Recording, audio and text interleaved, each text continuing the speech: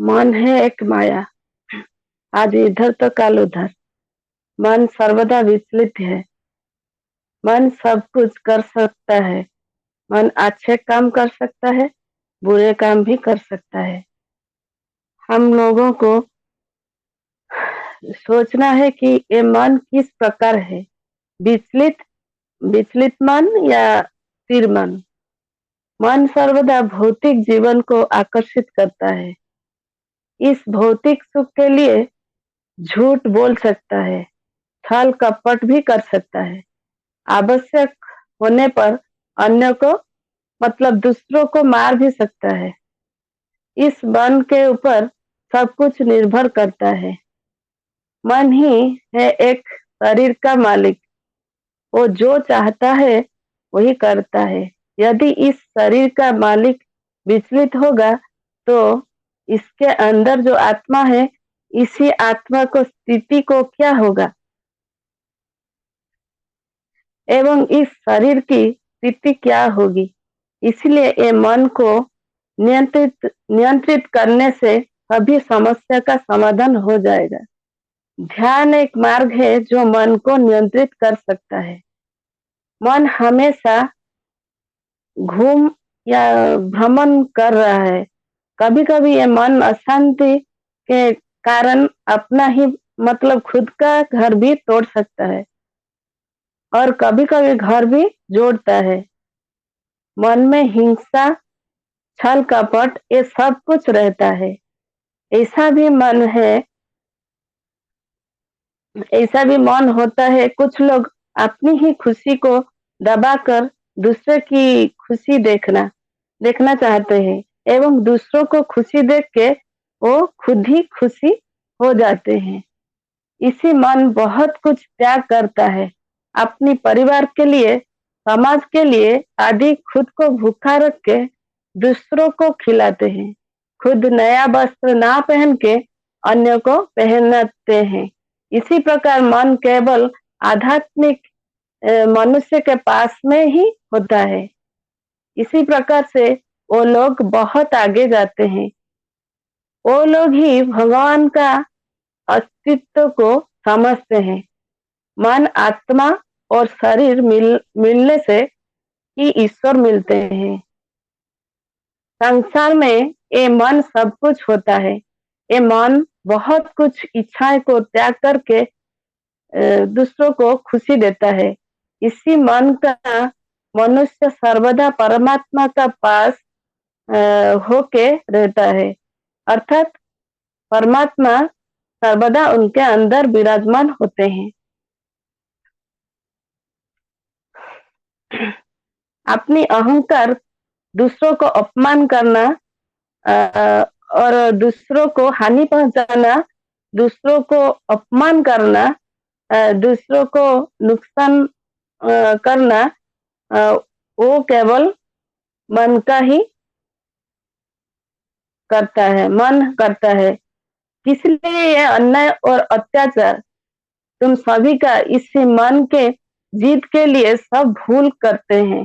क्या क्या भूल कर जाते हो। जो पिता माता तुमको छोटे से बड़ा किया है, उन लोगों को तुम घर से निकाल दे रहे हो। ये किस प्रकार का सुख तुम सभी का। पिता माता घर से निकल कर रास्ते का किनारे में पड़ रहते हैं। वो भी कोई अनाथाश्रम में पड़ रहते हैं और ज्ञान और कर्म तुम्हारे हाथों में है। तुम सभी चाहो तो उसका सदुपयोग कर पाओगे एवं क्या सही है क्या गलत है वो तुम सभी जान पाओगे। दूसरों को लात मारना अर्थात प्रत्येक वस्तु को लात मारना ये क्या ठीक है। क्योंकि ना प्रत्येक वस्तु स्वयं परमात्मा का अंश है, इसलिए ये लात मारना होता है। छोटा बड़ा सभी को लात मारना एवं मजाक उड़ाना ये केवल विकृत मानसिकता मतलब विकृत मन की ही काम है। मन जो चाहता है वही करता है। अन्य विषय में कुछ ना जानते हुए पीछे दूसरों के बारे में बोलना और कोई मतलब पीठ के पीछे दूसरों के बारे में बोलना और कोई भी विषय में ना जानते हुए अन्य को दोषी साबित करना और दूसरों को भावना के साथ खेलना, ये सब मन का ही काम है। जिस जगह में तुम्हारे सुख समृद्धि देखते हो, तो दूसरों के लिए क्यों नहीं? कभी तो दूसरों को कष्ट के अनुभव करने की कोशिश करो। वो क्या करने के लिए चाहता है, वही सुनने के लिए चेष्टा तो करो। इस कर्म करके आप अपने ही नजरों में गिर जाते हो। परमात्मा परमात्मा के निकट में सभी समान है, लेकिन तुम सभी इस प्रकार की कर्म करके तुम सभी परमात्मा से खुद को दूर कर रहे हो। सर्वदा दूसरों को कटु वचन अर्थात कटु शब्द बोल के दुख देना, जैसे दुख लगे वो वैसे ही कर्म करना, खुद अच्छे खा के अन्य को खराब खाना देना, झूठा खाना दूसरों को देना, अ, आदि कर्म ये विचलित मन ही करता है। मोह माया में रहकर दूसरों को समर्थन करना विचलित मन का कार्य है। ऊंच नीच मनोभाव किस लिए? प्रत्येक को अपनी कर्म करने दो। यदि सच में रहकर ये सब कर्म करोगे ना, परमात्मा तुम सभी को गले लगाएंगे। असत मतलब झूठ से ही अधर्म को सृष्टि करने से तुम्हारा अपना मतलब खुद का ही नष्ट होगा। ये सबको ही परमात्मा देख रहे हैं। सूर्य की रोशनी में तारे तो नजर नहीं आते हैं, ये तो सच है, लेकिन वो तो सर्वदा मौजूद रहता है। इसीलिए कोई भी कर्म छुपा नहीं है। जैसे कर्म वैसे ही फल सुनिश्चित है। इससे पहले हमारा मन को नियंत्रित करना पड़ेगा। ध्यान ही है एकमात्र मार्ग जिसके द्वारा हम हमारे मन को नियंत्रित कर सकते हैं। मन अच्छा रहेगा तो सब कुछ अच्छा ही होगा।